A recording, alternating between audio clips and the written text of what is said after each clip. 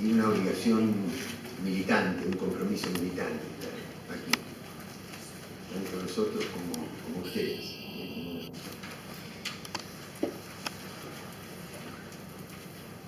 Todo lo que diga debería ser entendido como una continuación de las palabras de Telma, las que comparto absolutamente.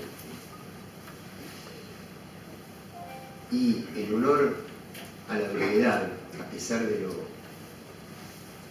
inmensamente rico del tema, voy a tratar de plantear algunas ideas fuerza y les pido disculpas a ustedes de no desarrollarlas totalmente. Después aquello que podamos completar lo podríamos hacer después en un intercambio. Primero,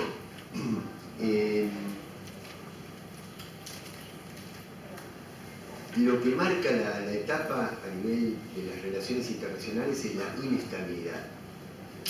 A diferencia de esos otros dos grandes capítulos de las últimas décadas que señaló Telma, la Guerra Fría era una manera de ordenar el mundo.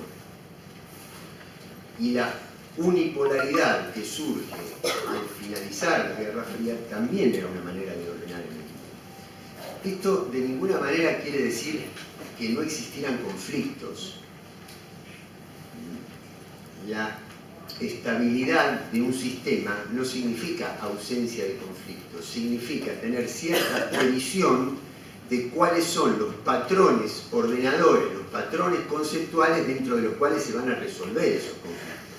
Se van a dirimir esos litigios internacionales. Pero había cierta idea de que el mundo estaba organizado de una manera, en dos bloques, en un solo polo, pero organizado de alguna manera. Lo que marca la etapa actual es que no sabemos cuál es ese paradigma ordenador de las relaciones internacionales, porque hay una cantidad de contradicciones al interior de cada uno de los bloques de poder. Si yo tuviera que resumir cuál es el eje de disputa hoy, no lo pondría exclusivamente en términos de estados nacionales ni de regiones. No quiere decir con esto que las regiones no jueguen o que no jueguen los estados, sino que creo que hay un problema superior que marca todo el modo en que se están desarrollando las relaciones internacionales, que tiene que ver con una disputa entre dos grandes modelos de gobernanza a nivel mundial. O nos gobiernan la voluntad de los pueblos a través de los estados, es decir, la política, o nos gobiernan los grandes conglomerados, es decir, los mercados. O la política sigue peleando para interpelar y regular a la economía, o la economía definitivamente es la que marca las reglas y subordina a la política.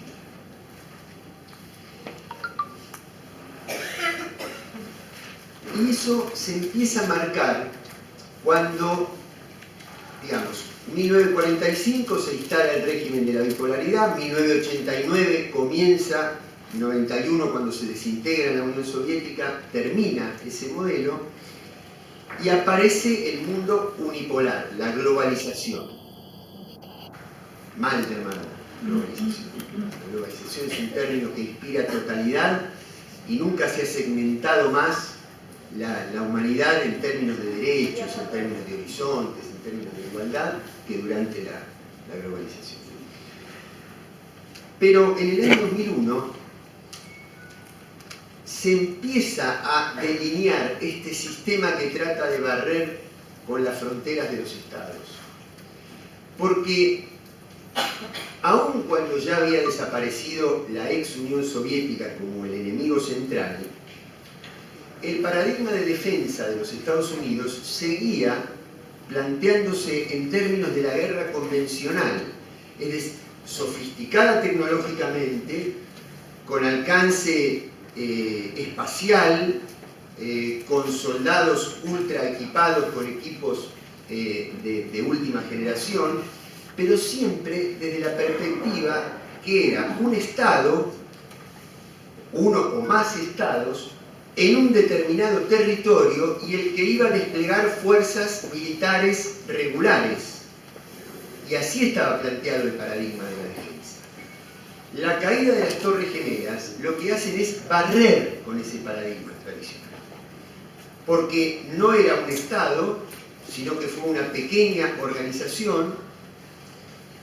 No era en un teatro regular de operaciones, en un teatro prefijado, sino que fue en un horizonte totalmente imprevisto. Y además barre con uno de los principales ejes de la política de defensa, que es la disuasión. Es decir, yo trato de persuadir. Si no puedo persuadir antes de agredir, trato de disuadir, es decir, de amenazar de tal manera de impedir el comportamiento del otro. Pero cuando aparecen las organizaciones terroristas más modernas, lo que le están diciendo a ese paradigma es que no vale de nada la amenaza, porque yo mismo estoy dispuesto a inmolarme. ¿Qué sentido tiene amenazar con un daño si el primero que se autoinfringe ese daño es el propio elemento agresor? Entonces ya no es ni un Estado, ni en un territorio, ni en un momento previsible, ni con un ejército regular. Se barren esas categorías.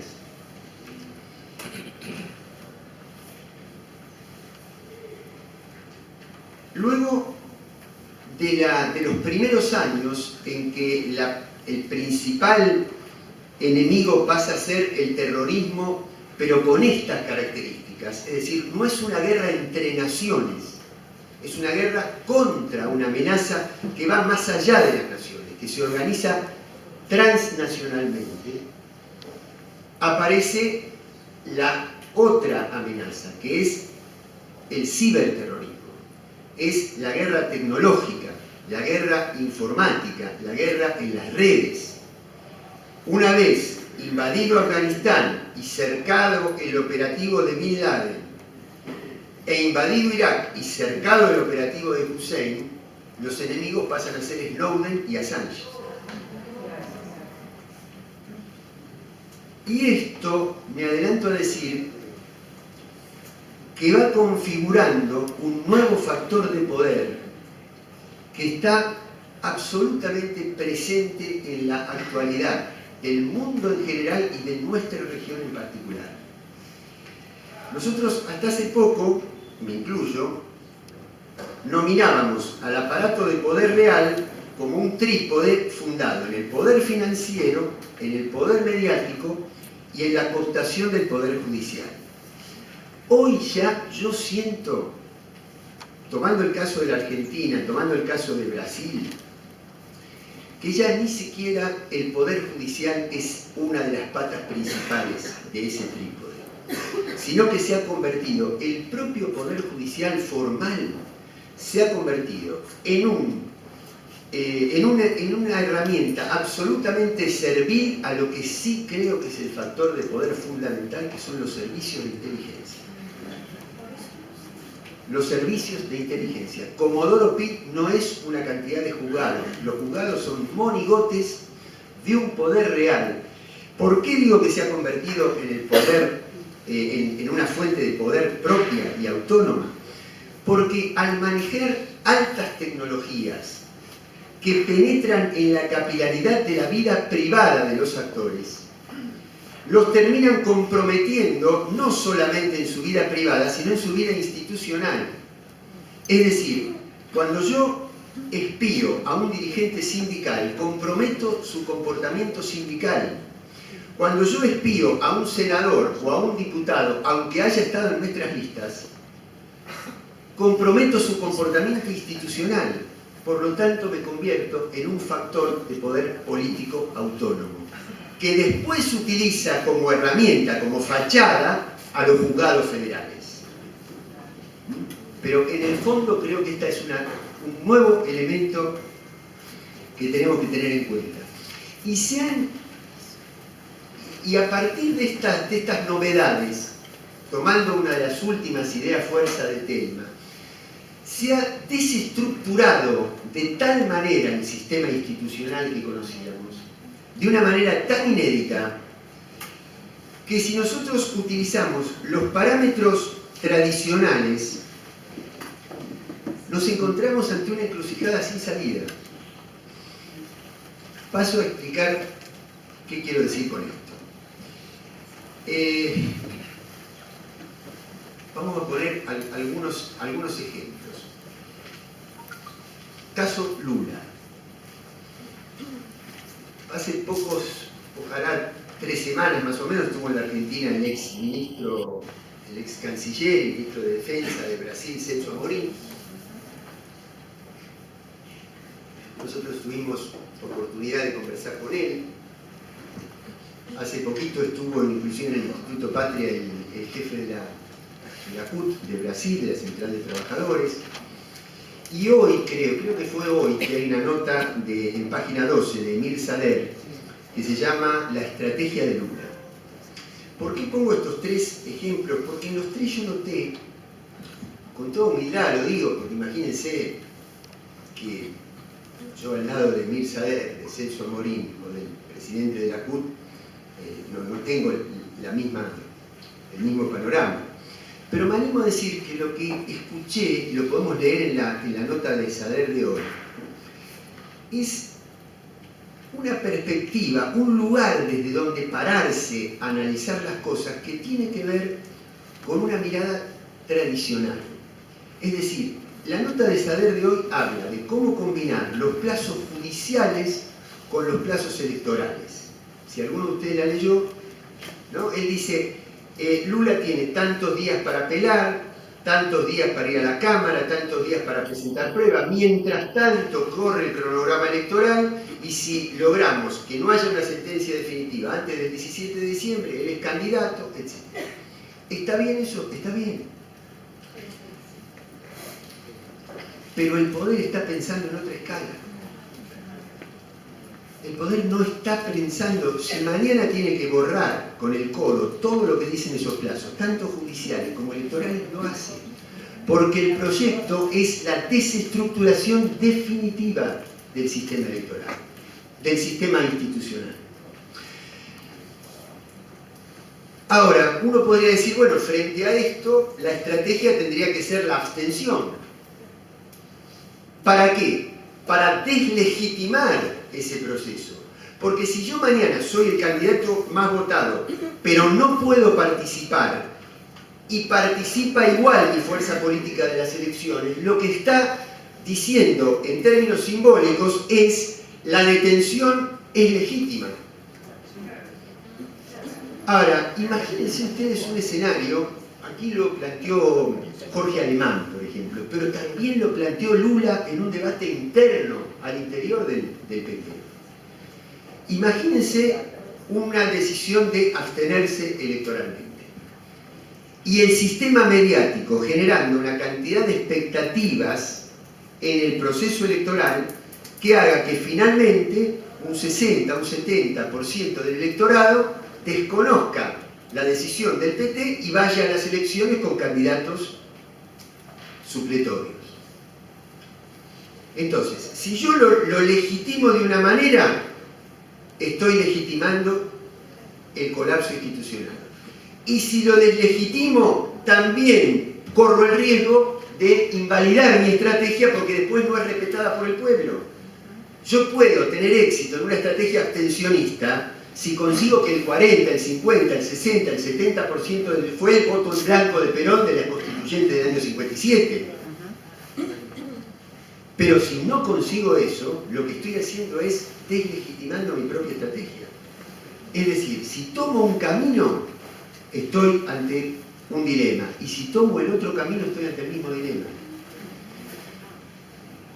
Le pongo otro ejemplo. Lo conversábamos el otro día con algunos dirigentes sindicales. La multa que le pusieron al SUTEBA, que por suerte ahora está frenada en una de las instancias de la Cámara Laboral. No es definitivo, pero por lo menos se frenó.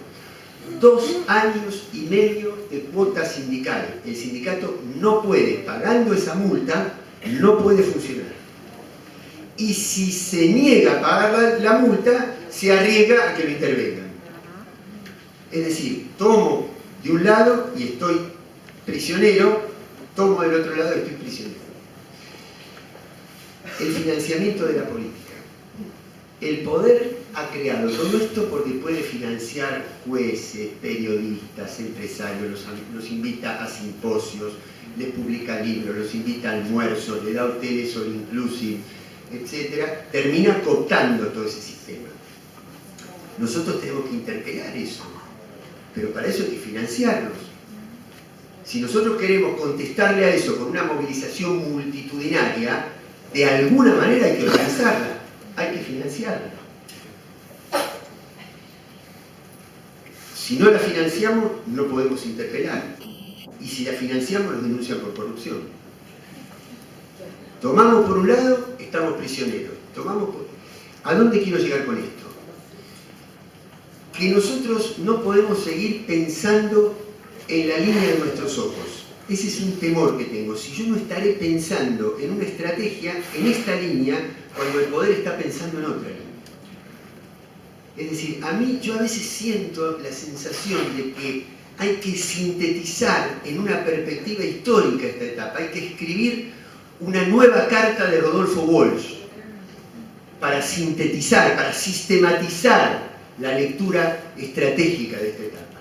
Es decir, lo que está pasando en lo cotidiano está en un plano que si no nos subimos en la escala para analizarlo, solamente nos deja en la perplejidad.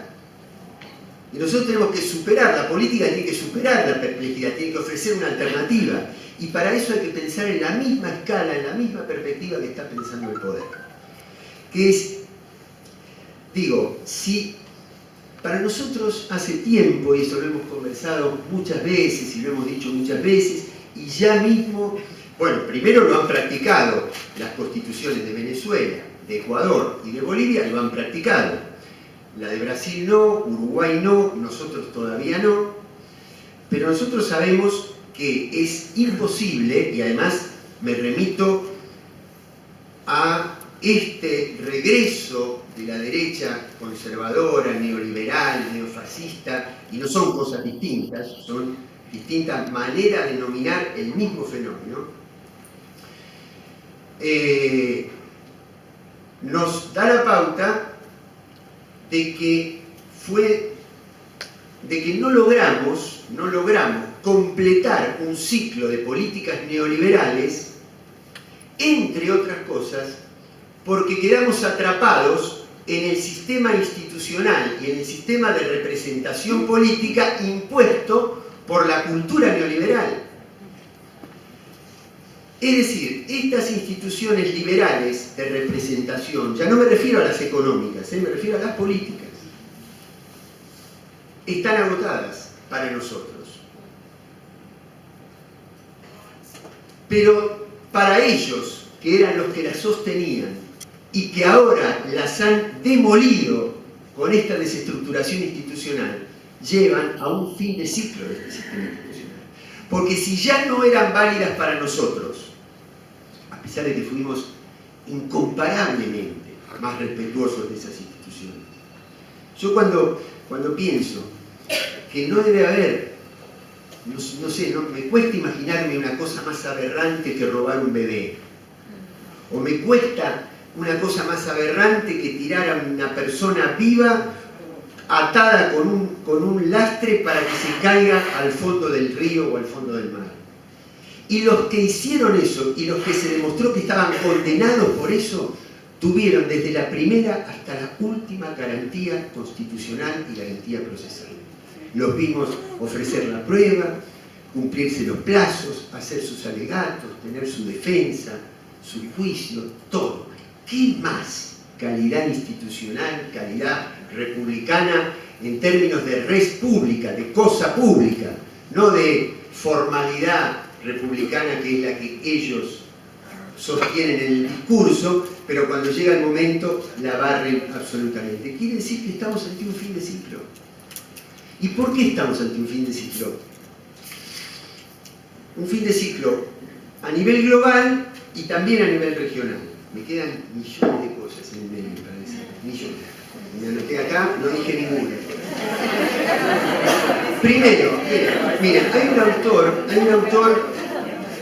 autor norteamericano que se llama John Aikenberry, que tiene una obra que se llama La caída de los imperios, y él dice que históricamente él puede resumir en tres grandes causas con la incompletud que tiene cuando uno intenta resumir y esquematizar estos fenómenos, ¿no? El declive de los imperios, que nunca es de un día para el otro, ¿eh? No es que nos acostamos con imperio y nos levantamos la mañana siguiente sin imperio, no son etapas históricas. Pero los ritmos actuales son más veloces por la sencilla razón de que a comparación con otros periodos históricos, en una misma cantidad de tiempo hay más acontecimientos, por eso los ciclos duran menos y son mucho más dinámicos. Él dice, un imperio puede caer por alguna de estas cosas, o por más de una, o por todas a la vez. Es decir, cuando el imperio trata de abarcar más de lo que está en condiciones de abarcar. Y estamos ante una situación así, porque al haber aparecido un actor económicamente, comercialmente tan fuerte, tan potente como China, que ya ha equiparado el PBI de los Estados Unidos y que inclusive le ha sacado ventaja en muchos aspectos, indudablemente ese imperio ya no puede abarcar a otro actor de la misma escala a nivel mundial. O puede ser por fisuras internas al interior de ese imperio, o puede ser porque del otro lado se arma una coalición más fuerte. Y yo creo que estamos ante esas tres características a la vez. A la vez. ¿Cuáles son las fisuras internas? Que como decía Telma hace un rato, se rompió el eje que, tanto en la bipolaridad como en la unipolaridad, manejó geopolíticamente el mundo, que es el eje del Atlántico Norte. Porque hoy ni los Estados Unidos son todo lo mismo, ni Europa es todo lo mismo. Hace poquito asistí a una reunión de parlamentarios latinoamericanos y demás que hablaban de que nosotros tenemos que restablecer el vínculo con Europa porque nos unen valores culturales. Miren, la verdad, esa mirada es muy romántica, pero es anacrónica. No existe más eso. Que tengamos vínculos culturales, históricos, con la cultura francesa, con la inmigración italiana, con la madre patria, eso sí, pero eso no es Europa.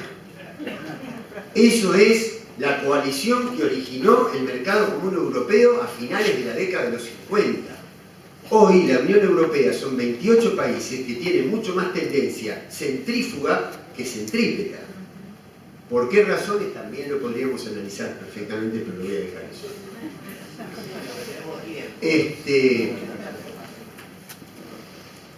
Bueno, ¿por qué razones? Porque cuando Europa finaliza la guerra es la región más devastada del planeta y en 30 años se convierte en la región más cohesionada socialmente. Esto no lo digo como una virtud, porque el precio de que Europa haya sido la región más cohesionada del planeta es el que pagamos en el sur, fundamentalmente el continente africano, que hoy está contestando con la inmigración ilegal y con los refugiados y fundamentalmente con los reclutados del ISIS, que ha convertido a las capitales europeas en los lugares de mayor riesgo a nivel internacional. Y que si nosotros realineamos definitivamente hacia ese sector nuestra vuelta al mundo, nos convertimos, nos transformamos en la misma vulnerabilidad de los mismos riesgos a los que están sometidos las capitales del imperio. Bueno, ¿por qué? Porque Europa se integró desde la dimensión social de la integración.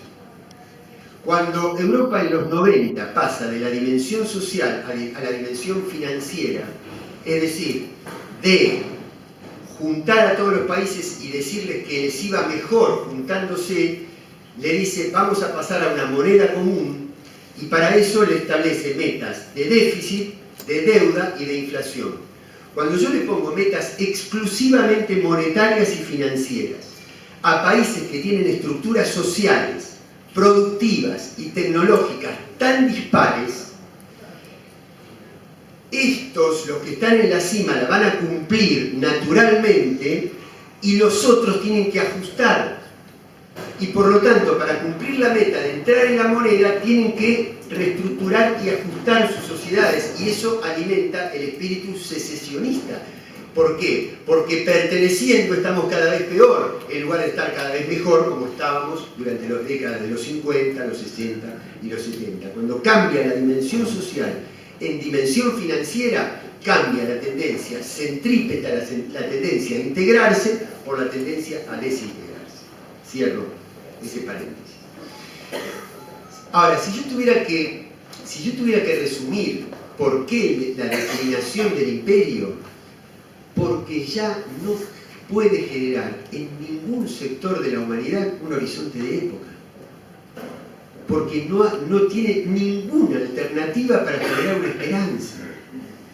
Como no lo tienen los proyectos de ajuste en nuestros países. Por eso el fin de siglo. Porque no tienen nada que ofrecer. Ahora, igual voy a ver.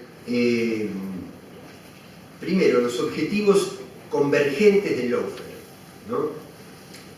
Esta modalidad de golpe moderno, de un golpe que ya no quiso pagar los costos de la ocupación del territorio y entonces ofrece costos aparentemente menos lesivos a través de la ocupación de las mentes.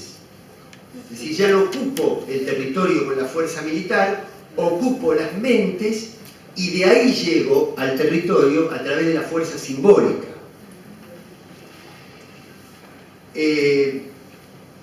Primero, como decía Telma, impedir el retorno de los regímenes populares, de los gobiernos populares, de los gobiernos populares. Segundo objetivo, si no puedo garantizar la estabilidad de los modelos de ajuste y el modelo de ajuste se cae por sí mismo, como se está cayendo el de la Argentina, por insustentabilidad en sí mismo, necesito que si se cae esto, no quede en pie el gobierno progresista, se caiga también y se caiga toda la política. Y el tercer objetivo convergente con esto es desprestigiar a las empresas nacionales. ¿Para qué? Para que los grandes conglomerados financieros, que son los que tienen esa disputa global con los estados, puedan hacerse cargo de las grandes obras de infraestructura a partir del desprestigio social, del descrédito social, no solo de la política, sino también de las empresas nacionales o regionales.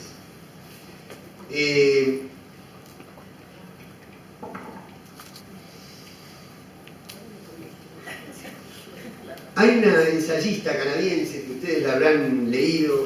Yo creo que la obra más famosa de ella es El No Lobo, Naomi Klein, me refiero. Pero unos años después del No Lobo, ella escribe La doctrina del shock. Y plantea que la doctrina que a partir de... Ella hace todo un recuento histórico de distintas etapas en las que el capitalismo necesitó de shocks económicos o de shocks a nivel militar o de shocks culturales para, a partir de ese caos, reordenar a partir de una reformulación del capital, donde el capital, después de ese shock y después de ese reordenamiento, tiene un salto de calidad en su acumulación de poder. Entonces, yo creo que esa es uno de los modelos que quizás estemos viviendo. Yo creo que ellos intentaron sostener este modelo, ellos intentaron que tuviera éxito este modelo, tanto en Brasil como en la Argentina, pero no lo pueden lograr. Esto va a un callejón sin salida. A ver, si nosotros estamos arañando una inflación del 40% en este año y la oferta de la paritaria docente es 15 o 19, socialmente no cierra. Pero como este gobierno tiene que llegar la semana que viene a Washington a decirle al Fondo Monetario que por favor lo perdone por no haber cumplido las primeras metas, le dé un waiver, le dé un permiso y una extensión del crédito, lo que le va a responder, eso como señal de la fortaleza de nuestra economía, ¿no? Entonces el fondo le va a decir, yo te voy a dar esto, pero necesito que las metas sean todavía más rígidas. Quiere decir que si socialmente esta pauta no se puede sostener, macroeconómicamente tampoco se puede mejorar. Por lo tanto, este modelo va a ser insostenible desde lo macroeconómico y desde lo social. Y por lo tanto va a seguir la presión sobre el dólar, la presión sobre las tasas y la inflación en dólares, porque los grandes precios de nuestra economía, como tenemos que volver al mundo y nos tenemos que equiparar con las economías internacionales, tienen que estar atados al dólar. Si el dólar se dispara, los precios se disparan. Para contener los precios, ajuste. Quiere decir que es un círculo vicioso que al no poner límites y cambiar de modelo, termina agotándose en sí mismo. Pero pueden suceder dos cosas. El shock político-institucional en la calle.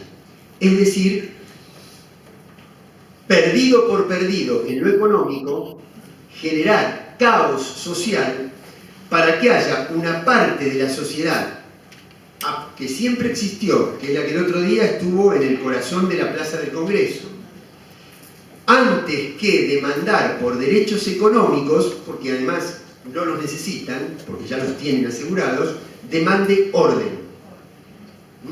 Y por lo tanto legitime la estrategia represiva, que tiene para ellos dos réditos. Uno, el económico, que es justificar el negocio que hicieron comprando los dispositivos de inteligencia y de seguridad al servicio de inteligencia israelí, en alianza con los servicios de los Estados Unidos. Es decir, volviendo al mundo. Y en segundo lugar, el rédito, porque justamente ese orden va a garantizar una represión que va a tapar la demanda social. Eso desde la perspectiva de ellos. Y el otro shock podría llegar a ser el económico. Es decir, llevar el dólar a una presión tal que también esa misma parte de la sociedad solicite la dolarización de la economía. Es decir, 27, 31, 35, 50, el peso cada vez vale menos, miren, por favor, ordénenme de alguna manera, que fue el shock de la convertibilidad para salir de la hiperinflación del 89. Es decir, resuélvanlo de cualquier manera, pero resuélvanlo. Sí, pero mirá que tenemos, bueno, dolaricen. Es decir, la doctrina del shock justificando el salto de calidad en la estructura del poder financiero y en detrimento de los estados. De este lado, ¿qué es lo que nos queda?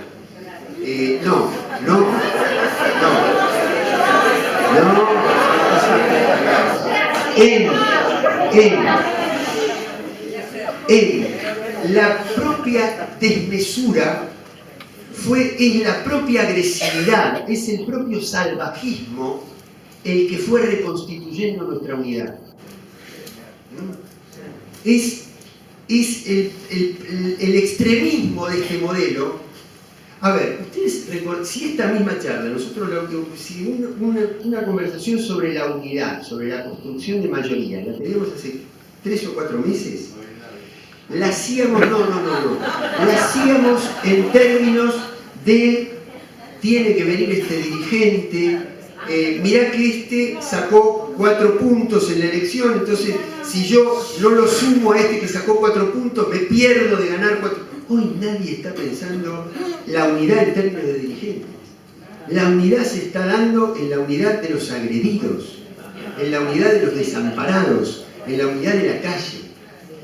Y segundo, el programa. El extremismo de ellos es el que genera también que hoy tenga aceptación masiva un programa con intervención mucho más radicalizada sobre esos núcleos de poder.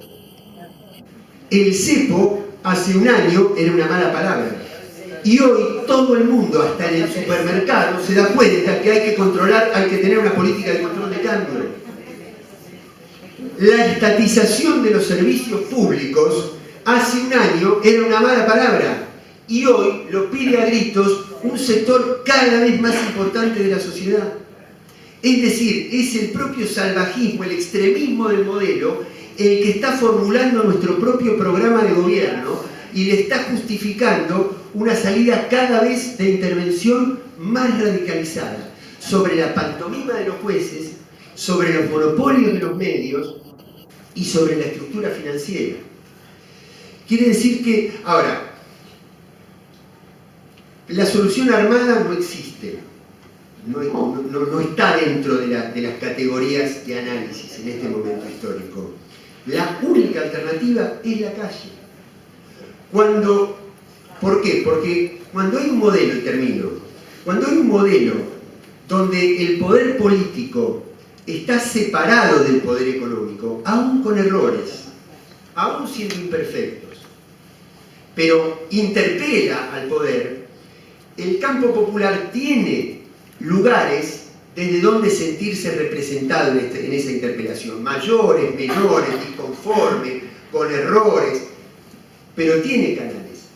Cuando el poder político está cooptado completamente por el poder económico y se obturan todos los canales institucionales, es decir, se desdemocratizó el proceso por su propio desarrollo y se fue deslegitimando en sí mismo por su propio desarrollo, porque la democracia es votar, pero no es solo votar, es un sistema de valores que está impregnado del valor justicia, del valor dignidad, del valor trabajo, del valor educación. Cuando el único valor que le queda es el de la firma del contrato, pero se han incumplido todas las cláusulas de contenido del contrato, se relegitima otro tipo de democracia, que es la democracia original, que es la democracia de la naturaleza de la democracia, que es la ocupación del espacio público. Y ese espacio público, para no darle lugar al shock de la doctrina del caos, al shock de los que reclamen orden y justifiquen la represión, tiene que ser multitudinario, pero tiene que ser organizado y pacífico. Y no tengan ninguna duda que hay conducción política, que hay un punto de acumulación política. Cuando hay un país que o en contra o a favor se paraliza, cuando una senadora nacional da un discurso, ahí está el punto de acumulación política.